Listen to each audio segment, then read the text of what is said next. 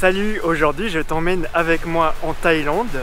Je vais partager avec toi mon itinéraire pour un mois de voyage et partager des astuces et des conseils pour bien réussir ton séjour.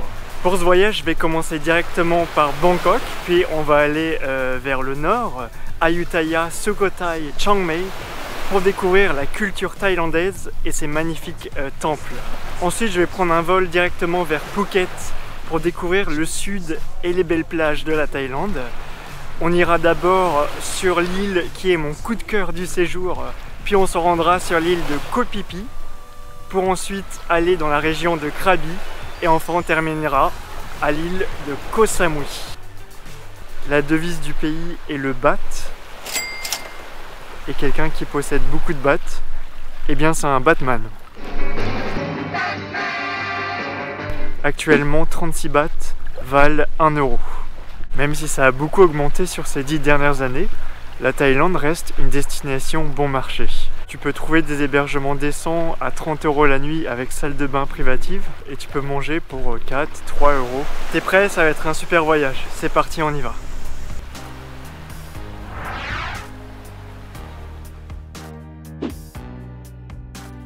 Bienvenue à Bangkok. On va faire une escale assez rapide de 2 jours seulement.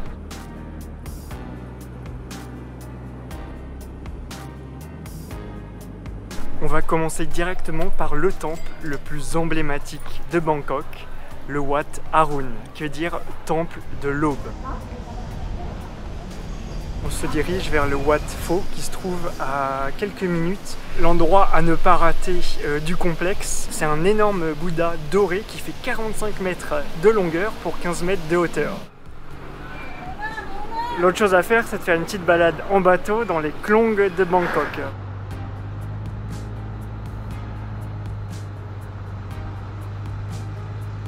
Et nous voilà à 309 mètres au 84e étage de la tour Bayok. Le Wat Saket, surnommé le temple de la montagne d'or, est construit sur une colline artificielle de 75 mètres et est reconnaissable à son grand chedi doré. Un excellent belvédère pour regarder un coucher de soleil. L'endroit le plus visité, c'est le Palais Royal. C'est un énorme complexe de 22 hectares et la relique la plus importante du complexe, c'est la statue d'émeraude de Bouddha.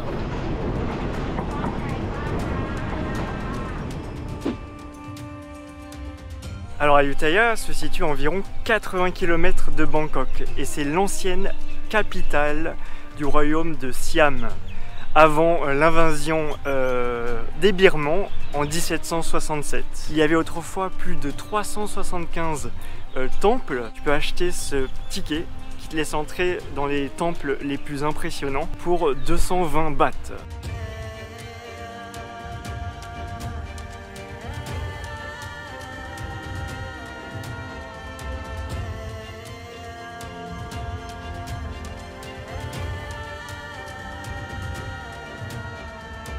Pour te déplacer entre chaque temple, le moins cher et le plus efficace ce sont les vélos. Tu peux en louer pour 60 bahts à la journée.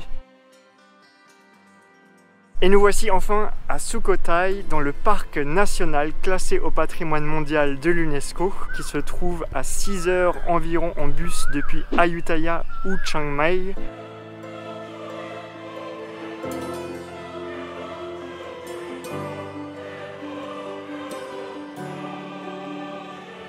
Là, on remonte un peu dans le temps. On se trouve au XIIIe siècle, au niveau de la première capitale du royaume de Siam. La première dynastie, qui a vécu ici environ 150 ans, a instauré l'écriture thaï ainsi que la religion bouddhiste. Contrairement à Ayutthaya, le cadre de Sukhothai est idyllique. Les routes sont beaucoup plus calmes, ce qui rend la balade bien plus agréable.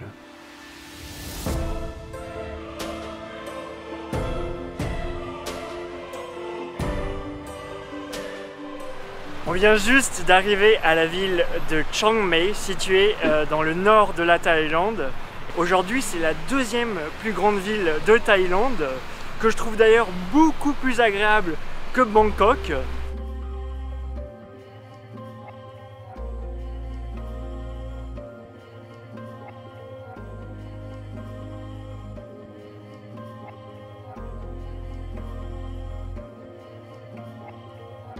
t'es prêt, on va monter les 300 marches de Doi Suthep. En haut, il y aura un super panorama sur Chiang Mai.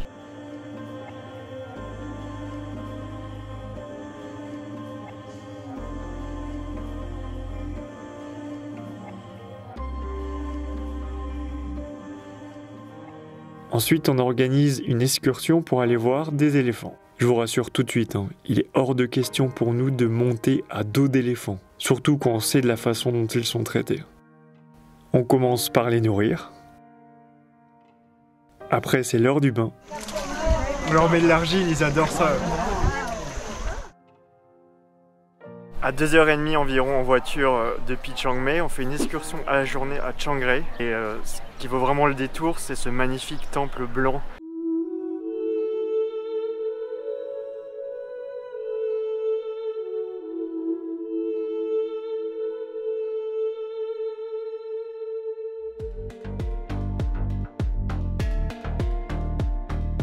On visite ensuite un village de femmes girafes.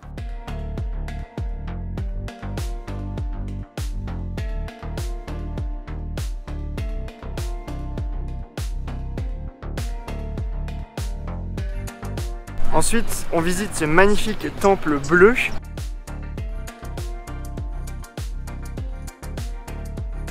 Et je te recommande vraiment ce musée extraordinaire, localisé dans ce qu'on appelle la Black House. Et c'est l'artiste thaïlandais Tawan Duchanet qui entame sa construction. D'ailleurs, ses œuvres sont exposées dans la maison principale et elles représentent la souffrance humaine. Et me voici arrivé tout au sud de la Thaïlande. Bienvenue sur l'île de Koh Yao Noi, notre coup de cœur du voyage. Elle se situe au niveau de la mer Andaman, à l'est de Phuket. Ce qui est génial sur cette île, c'est que c'est beaucoup plus calme que Phuket, Koh Phi Phi. Donc si tu vas avoir des plages pour toi tout seul, c'est vraiment l'endroit pour se reposer.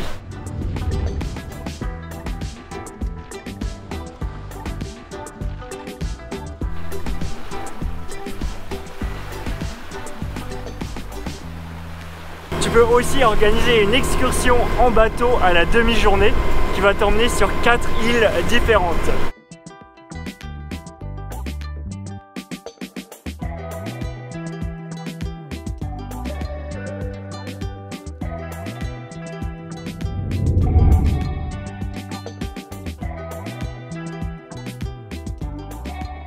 Et nous voici tout juste arrivés sur l'île de Koh Phi Phi. On va rester 2 jours ici.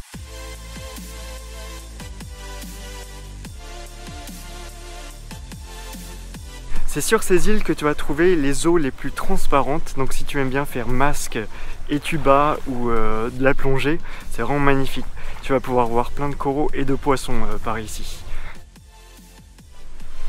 Et voici la fameuse Maya Bay qui se trouve dans le parc national de Phi Phi Island. Et c'est sur cette plage qu'a été tourné le fameux film The Beach avec Leonardo DiCaprio. C'est pour ça qu'elle est devenue aussi très célèbre.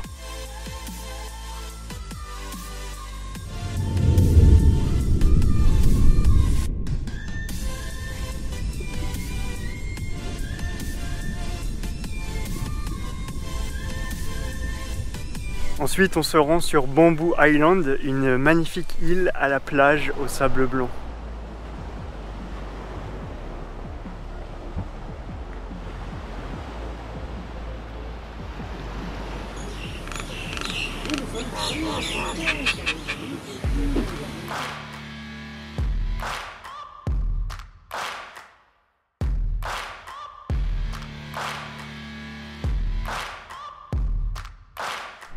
Un des incontournables de Krabi, c'est sa magnifique plage Railay. Pranang est l'une des plus belles plages de la région et tu peux voir son sable blanc et son eau turquoise transparente.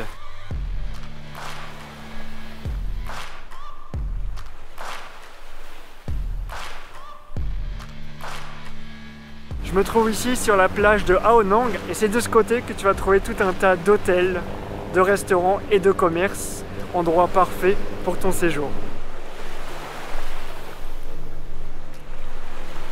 Attention, ça va être sportif, on va se taper 1237 marches pour monter au sommet du temple du tigre.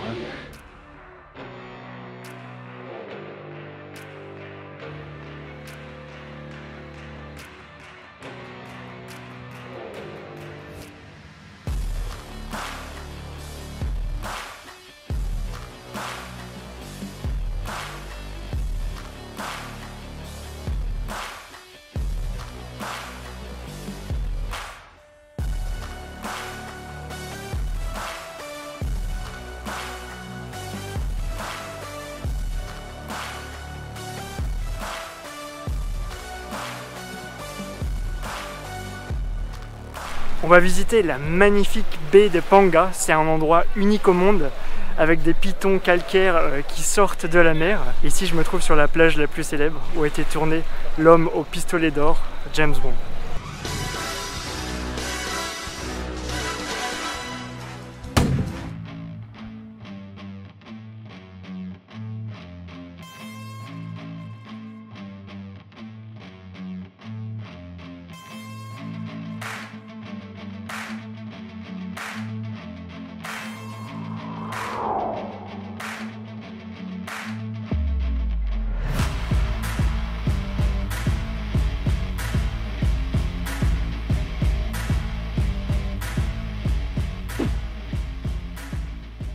Pour la fin du séjour, on se rend sur l'île de Koh Samui. Ici, il ne va pas y avoir grand chose à faire à part profiter des plages et commencer les vacances du Farniente.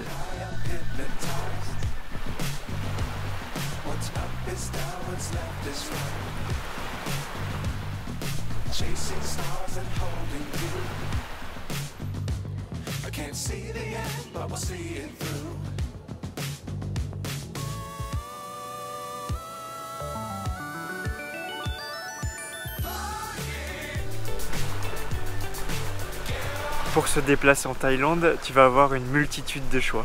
Le bus, ça reste le transport le plus simple, tu peux aller partout. Le train est plutôt bien développé, pas cher et agréable pour le paysage. Sinon, il y a le bateau, plutôt pour le sud et les îles. Le ferry, c'est ce qu'il y a de plus agréable et moins cher, mais c'est un peu plus long. Sinon, tu as le speedboat qui est beaucoup plus rapide. Par contre, on sent plus les vagues et on est serré comme des sardines. Et pour les petites distances, il y a le fameux long tail boat, reconnaissable à son bruit et à sa forme atypique. Pour les petites distances dans les villes comme à Bangkok ou à Chiang Mai, je recommande les applications comme Grab ou Bolt, au moins tu seras sûr de ne pas te faire arnaquer. Si tu prends un taxi, il faut mieux demander le taximètre et s'il refuse, faut bien négocier sa course. Même principe avec les tuk-tuk, attention aux arnaques. Et les transports publics les moins chers, ce sont ces petites camionnettes partagées.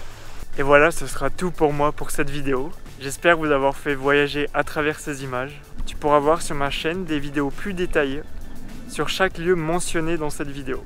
Donc n'hésite pas à t'abonner à ma chaîne si ce n'est pas déjà fait. Et je te dis à très bientôt pour une nouvelle vidéo.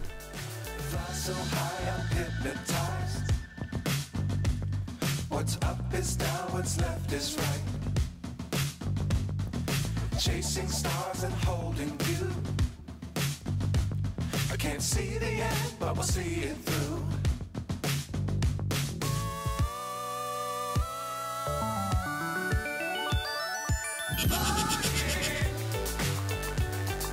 Get on board. We're smiling on top of the world.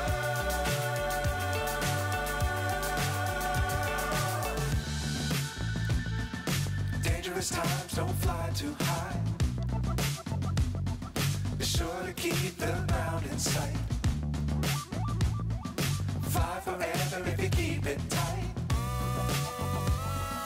Love the world, but keep the sky on your mind.